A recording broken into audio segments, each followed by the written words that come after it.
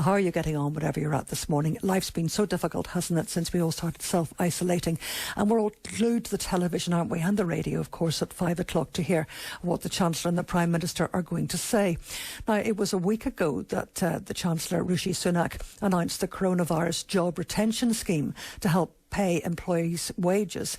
He also made changes to the universal credit and tax credits, part of an almost £7 billion welfare boost. And then Thursday night, Downing Street news conferences, he announced an emergency package promising help for groups such as builders, taxi drivers, hairdressers and childminders. But it's not going to help everyone. It's likely only about 1.7 million, that's a third of the UK self-employed, will qualify, with those who have separate earnings like company employees and those on universal credit are excluded. And of course, it is very complicated. So I have two experts to answer your questions, Dr. Ciara Fitzpatrick of the Law Centre and tax expert Adrian Huston. Adrian, good morning to you first. How are you? Morning, Ciara. Thankfully, I'm sorry. Morning, That's Linda. okay. That's okay. How are you? Thankfully, I'm very well. As is my family. We're just suffering in the social life side of life. Well, I'm glad that you're safe and well, and at home, of course, too, which is good. So maybe you could talk us through this help for the self-employed. Who's going to benefit? Who won't, I suppose, and how will it work? Okay. Well, I guess the key people who will not benefit are people who either are not self-employed at the moment, or were not self-employed in the last tax year. That's the year to the 5th of April 2019. That's the absolute requirement. If you started your business after April 19, or if you've since ceased it, you will not be able to claim under this scheme. If, however, you have been self-employed in that year, then so long as your tax return has been filed, and of course it needed to be filed back in the 31st of January. He's extended that though, hasn't he? He's extended it for people who have failed to file the return. He's giving them a further 4 weeks. Now, a rather controversial aspect of what he said was he said that he was going to giving 4 weeks to the people who have failed to file their return on the 31st of January was actually going to delay delivery of this relief to everybody else, which I personally think is really disrespectful to all the people who complied with the tax rules. They're getting access to this relief later because they're allowing the people who have failed to do their tax returns 4 weeks to get their act together and put them in. But that's as may be. So if you failed to do your return, but you were issued with one, that's the key thing, you were issued with a return for 18-19, then you must file it in the next 3 to 4 weeks, and then you will be eligible for the scheme. It's a grant, isn't it? But is it free money? It's not free money. It's money given to you because your business has suffered. So if your business, like ours, for example, is largely unaffected, you wouldn't claim. But if your business has suffered, you don't have to say to what extent it has suffered. You will get the relief. And then the way it works is if you've been long-term self-employed, they will average your profits over the past 3 years. That's the 3 years ending in April 2019. Basically, the information you've put on your tax returns. And based on that average, you will get 80% of the trading profits with the cap of $2,500 per month. And that do you have to make a claim, or do they? Who calls who? Well, this is the controversial thing. You do not have to make a claim. They will contact you if you're eligible. And then if you feel you have lost money as a result of COVID, then you can make the claim. And this is where I'm really concerned that listeners are acutely aware that there's a massive opportunity for all those criminals out there trying to defraud you of their money.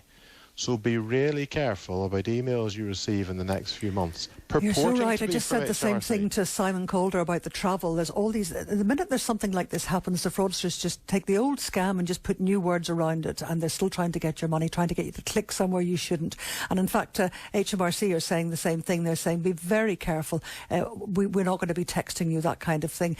In fact, what they say is they're warning about an email, text or call claiming to be from them offering a tax rebate because of COVID-19.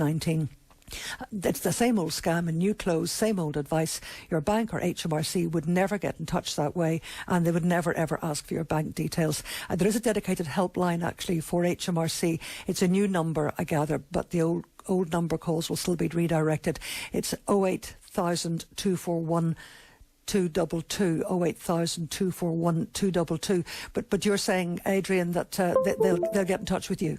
They will get in touch with you, and therefore that is likely to be some form of letter or email. I know they've said they won't email, but if they won't ask for details in an email. They won't ask you to reply. They will need your bank details in order to give you the money. HMRC says that they will contact you and they'll be asking you for your bank details. So you just need to be really careful.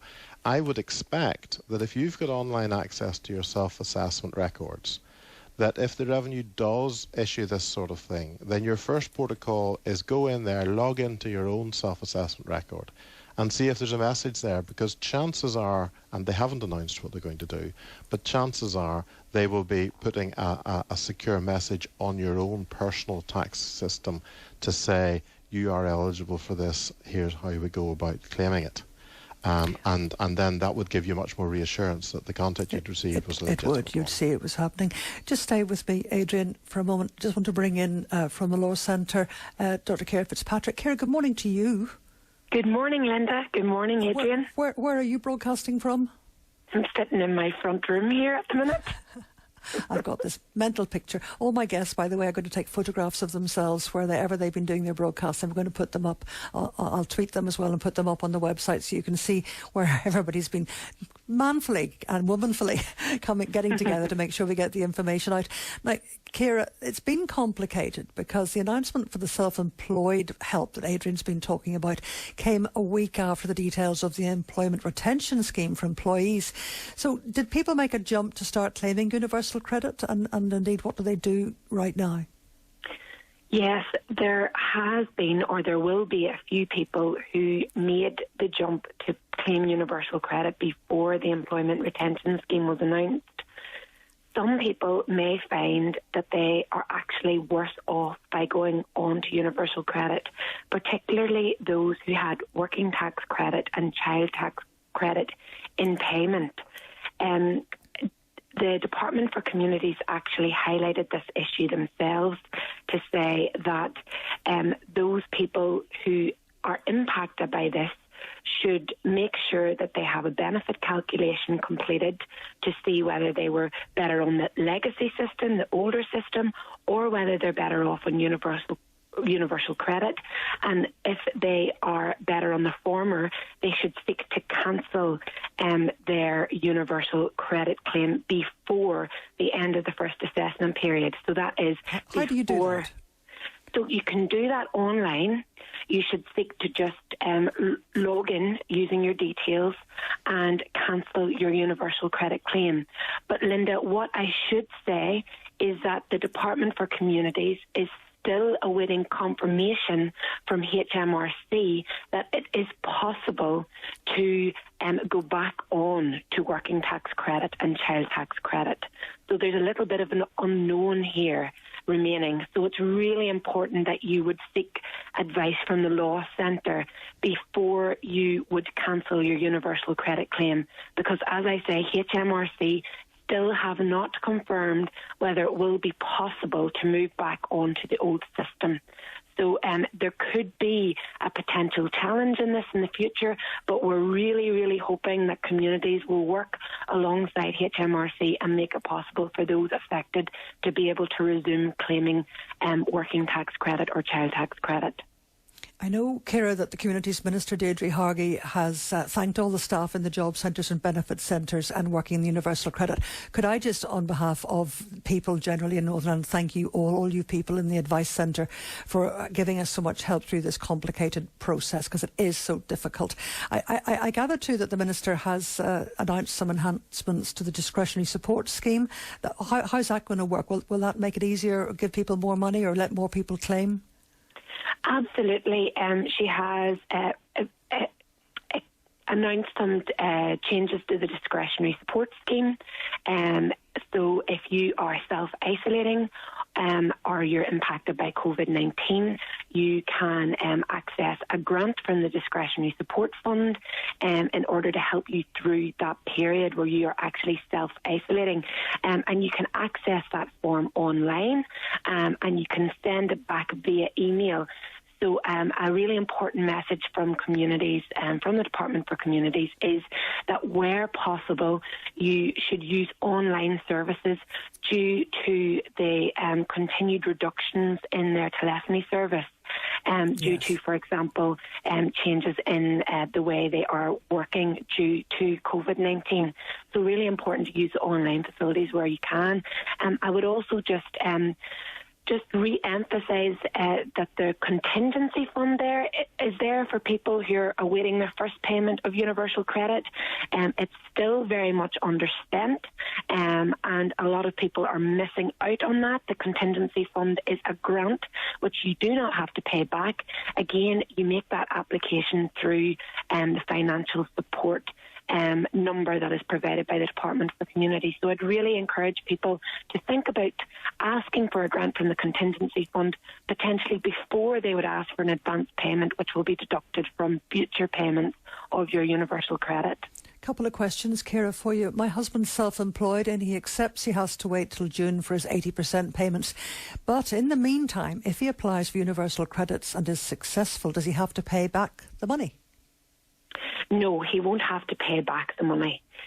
So he can claim universal credit in the meantime, and I would recommend getting an application in as soon as possible. Another question, any help for the many teachers who don't have a permanent post but have to rely on subbing and have no other means of income now the schools are closed because some are the main breadwinner with no income? Again, it would be looking towards the social security system. So again, if a teacher has no work at the minute, it would be making a claim for universal credit. So a lot of people are going to be maybe asking questions about the benefit system who've never been involved before and are now going to be very anxious.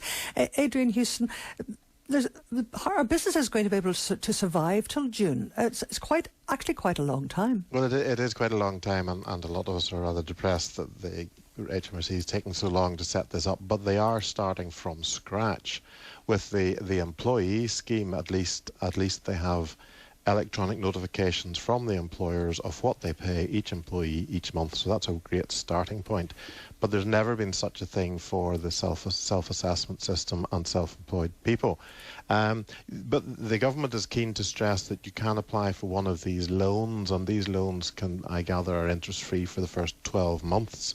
So what you would do is if you need to, you would apply for one of the loans, get that, use that to live on, and then when your self-employed relief kicks in, you start getting those benefits, then you could repay the loan.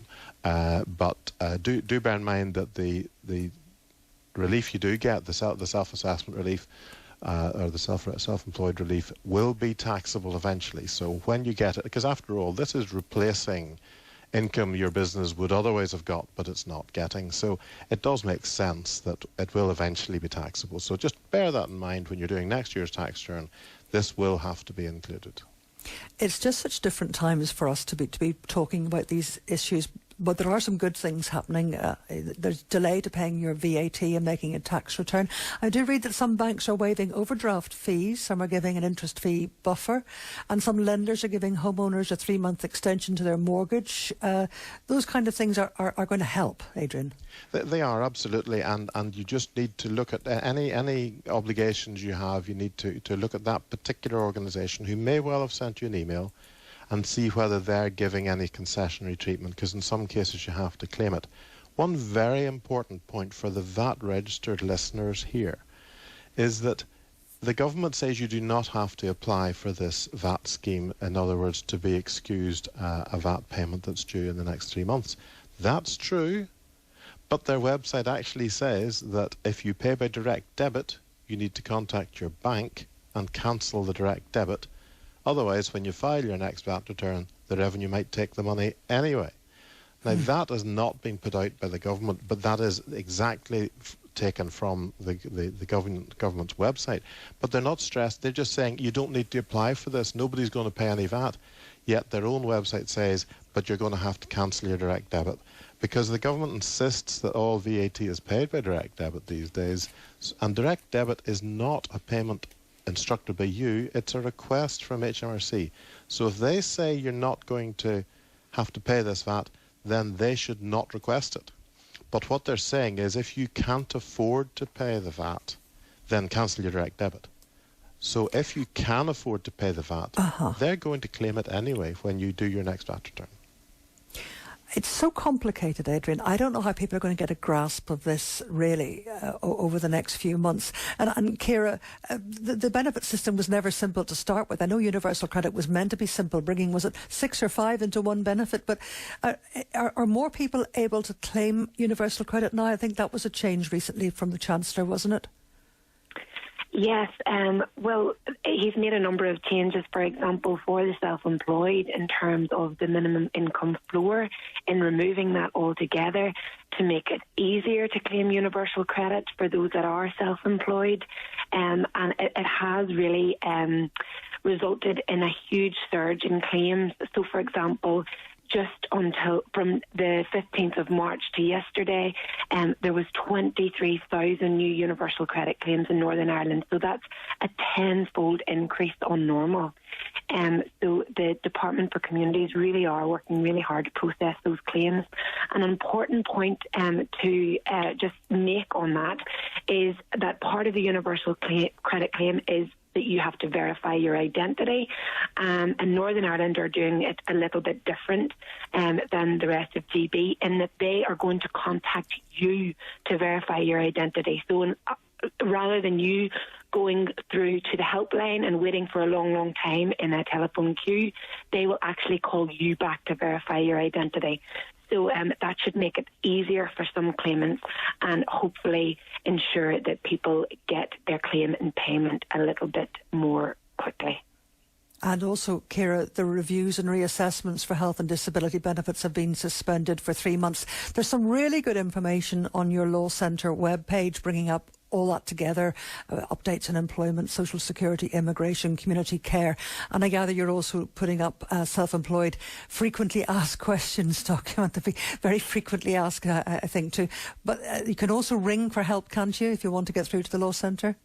Yes, we would encourage people to ring for help. It's 028 9024 4401.